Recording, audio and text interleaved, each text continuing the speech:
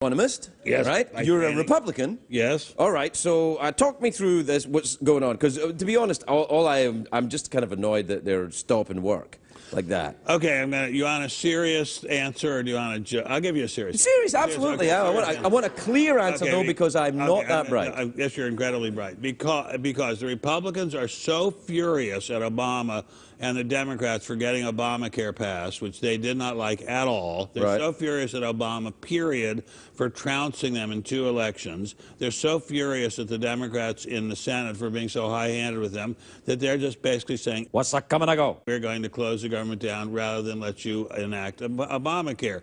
It's quite irresponsible. It's not a good idea. I don't like it. It's not my part of the Republican Party that's doing it. But they're doing it. And the national park thing, I could not give a crap about the national park. Oh, come on, Ben. But there's animals out there that are waiting on chicks. Well, actually, see, you have part of it right, because the Republicans are furiously mad at all the people who are waiting on government entitlements. There's a big part of the country wants government entitlements of all kinds, and a big part of the country says, "Ooh la la, we're sick of paying you this, and we're going to close the government down, even if it's just for a few days, rather than pay you this money." But isn't the act of closing the government down sort of indicative of a contempt of process? Well, it is. Yes, it is. Yeah. And almost to the point, like, you know, of course, you're a student of history. You remember when Caligula made his horse a senator? He made his horse a consul. A consul? Yes. Well, I mean, the point is he made his horse an elected representative. Even higher than that. Right, yeah, right. Yeah. And I think that showed a great contempt for process. I think this shows a great contempt for process. This is not being done by Republicans who are more traditional conservative economists, economically or any other way. Look, I'm with the Republican Party all the way about guns, all the way about a whole bunch of subjects, all the way about a strong defense. But this is just plain irresponsible. So is there a split in the Republican Party then? Is that what we're saying? There's clearly a split in the Republican Party, but the more dynamic part of it, the part that's getting votes, is, I'm sorry to say, the more irresponsible part. So that's the problem. The part of it that's the sort of old guard, like me, old and guarded. No, look at you're youthful and tan with your boat in the big lake. Exactly. We think we should keep the government open. And by the way, whatever's happening now about keeping the government open, it's annoying about the parks. It's annoying about the museums. It's really bad about the soldiers in Afghanistan. No kidding. They're not getting hot meals. They're not getting their bunks adequately taken care of. Is that true? Yes, it's absolutely true. Really? I get emails from them saying, usually when we go out on patrol, we come back and we get a hot meal. Now they're not getting them. They're getting those horrible MREs that come in aluminum foil packets, and they're just like eating horse meat, one might say, and they're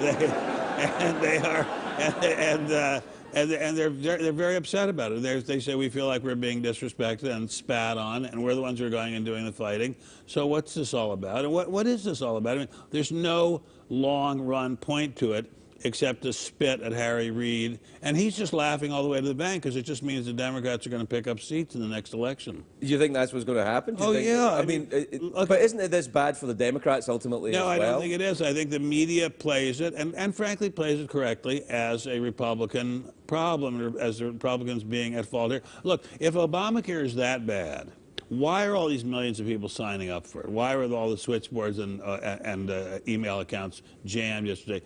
If Obamacare is that bad, why did Mr. Nixon 40 years ago propose something vaguely similar? I mean, it's not. It's just. And you worked for Nixon. I wrote the message sending up that bill to Congress. That was when I was a 28-year-old lad.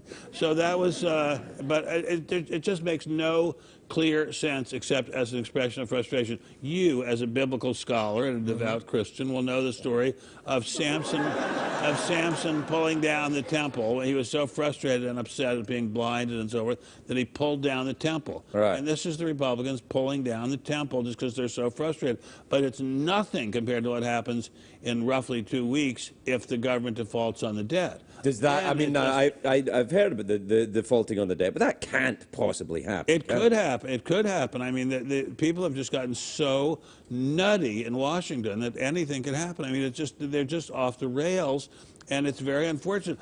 I don't question that they're all sincere. I don't question that the Tea Party people are incredibly sincere, but there is a scary lack of sanity in Washington right now. It's like they're all on spice or some other horrible drug.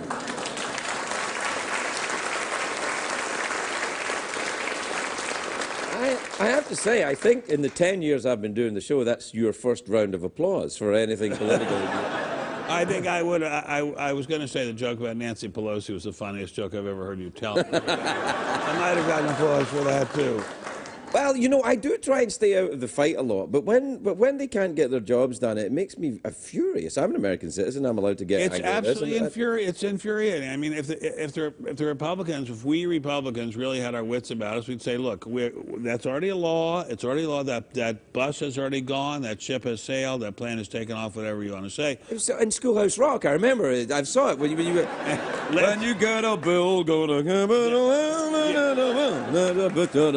that's what it is, right? No, just let the damn thing go through, and if it's really that bad, then in the next session of Congress, fix it. But it's just crazy to be throwing a monkey wrench, spanner, as you would say, into the whole works of the gears of the government. There's just no sense to it. So, as a member of the Republican Party, then for a lot longer, I may add, than most of the people in Congress. Well, what are you going to do? What are you going to do as a Republican within this to try and change it? I've written about it a lot, and I'm talking about it on a very, very, very successful, enormously heavily watched show. Well, of course, yeah.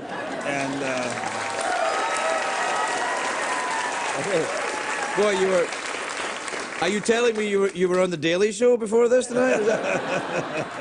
they won't let me be on the Daily Show because I'm not politically correct. So anyway, this is a disaster for the Republican Party. It's a disaster for America, and I hope they pull their heads out of their butts sooner rather than later. Always a pleasure talking to you, man. Thank you. It's